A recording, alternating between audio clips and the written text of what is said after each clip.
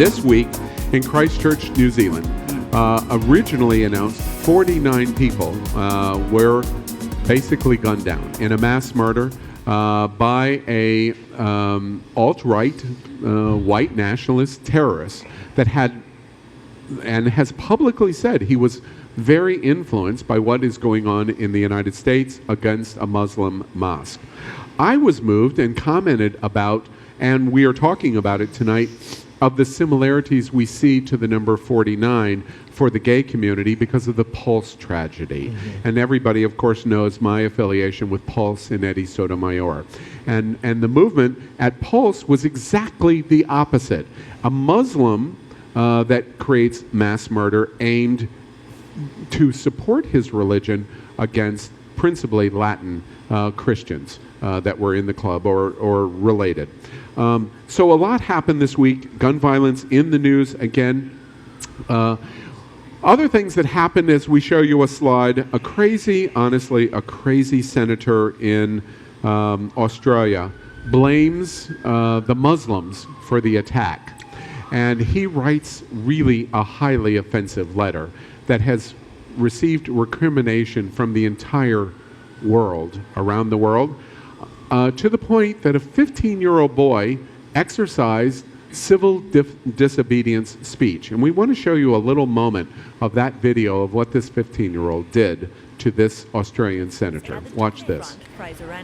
The controversial senator sparked global anger after linking the New Zealand terror attacks to Muslim immigration, blaming the victims for the deadly violence. That the boy basically pushes, not throws, an egg against the senator's head. And we're showing you different versions of it. One of our viewers wrote, and we thought particularly interesting, Joseph said, quote, "Thoughts and prayers are especially hollow when they come from politicians who actually have power to affect change, or at least attempt to.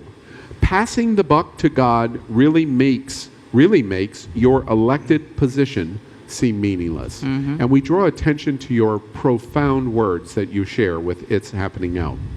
The issues of New Zealand, now to 50 reported dead, and Pulse, and gun violence. Gosh, I don't even know where to start, but where do you want to start? What do you think? You know, in this, because we're talking specifically about New Zealand, I'm curious to know whether or not the gay community, with the similarities and the relationship, the symbiotic relationship really to Pulse, like, are we able to access the empathy and the compassion and the understanding for the mosque in New Zealand? And I can only speak for myself and know that hate crimes are hate crimes, regardless of who they affect.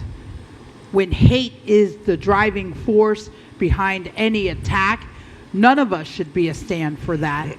And you know, these are just more bully mentality and bully tactics. But you know what the amazing and impressive part of this is? The Prime Minister vows to have reform done in 10 days. 10 days. 10 days. Yeah. It was and here we've been breathtaking, talking wasn't about it for how many years and nothing. Yeah. And I'm really happy to see that that there are so many communities showing up for each other after this tragedy. I'm just reading about some of the indigenous communities that are showing up to the mosque to offer protection, like with their bodies. From the Maori. From the indigenous communities, the Maori, the Maori people. Yeah. So, yeah. Houston, I'm curious, and I don't really know what the answer is. In case you don't know, here in Florida, we have two very significant Native American tribes. The Seminole tribe of Florida. You know the Seminole tribe because they own the Hard Rock brand, and it's the largest Native American business in the entire world: hotels, casinos, restaurants, etc. And then Houston's tribe is the Miccosukee tribe, and they're kind of kissing cousins, is how I refer to them. I have never heard, but is there any gun violence? Or in your lifetime, is gun issues ever been an issue in the Native American community in Florida or generally around America? Have you ever heard of that? No, I mean, like a lot of other communities, people of color, like we end up having to be like at the brunt of the violence. So I don't think we've had anything like that, like within our own community. So is gun violence in the course of a year something that is an issue that either of the tribes in Florida even face? It's just, but and I don't understand, because for me, the question of what's going on here is beyond the fact that it's happening. That's the fact. The question is, what do we do about it? Robert's observation is absolutely the bullseye. The Prime Minister says in 10 days we're going to ban. Exactly. There's action. Okay, you can blah, blah, blah, talk all you want. There's action. There are solutions. There are systemic solutions that you can activate as soon as possible. That is what our legislators have the power to do, period, end of story. Any excuse they put in place to avoid or delay making a choice, that's because you're a coward, okay? Point blank. It's very simple. I have some solution for you. How about you place an insurance on the big companies, the big gun companies who are producing big guns, and anyone who's killed with their weapon, and if these weapons are used in any type of mass shooting, that they are getting fined. As a business owner, if I serve you alcohol and you get in your car and you kill someone, I can be sued for it. So how is it that gun companies, how is it that gun shops, no one else is responsible and no one wants to find out who has guns in their hands? Crazy. Okay, yes. I guess one of my other questions is this latest event, Las Vegas, Sandy Hook. I mean, how many of these do we have to talk about? Well, and that right therein lies really the big issue, is the fact that we can respond as human beings, seeing that other human beings have been killed. We can respond by going, "Oh God, again." You know, that's sad. That's terrifying. Whatever it is in the human psyche that makes us violent, that makes us terrible to each other, I mean, I find myself trying to justify it or trying to figure it out, find some kind of, what's the scientific reason behind hate? Because I can't fathom that it's just because people decide to be terrible people. And I don't know. I'm coming up blank, you know, and it's hard Hate because comes from people hating themselves. Right. Yeah, absolutely. Yeah. I'm going to go ahead and use my chip on this one. All right. So Aaron's going in on. You know, after Pulse happened, when we woke up and heard on the news that, you know, 49 people had been killed. I don't think we knew the number yet. I mean, I spent the next 2 days, however long it was, by my phone waiting. I'm an entertainer. I've entertained at nightclubs all around Central Florida, and between the calls coming in of, "Are you okay? Was it you? Were you there?" and then waiting on the calls to find out the names of the people who were gone. Which of my friends are dead was the biggest question on my mind. And it was so surreal to see on social media people in states I used to live in and whatever debating this whole thing as a politics thing. It was the most surreal, most bizarre feeling to know that this was happening to my community and watch it, you know, tossed around like just a talking point. So we've got to be able to have some empathy when we discuss these things. That being said, we've got to talk some common sense gun control. We've got to. I am pro Second Amendment. Contrary to popular assumption, I am pro Second Amendment. I am not anti-gun.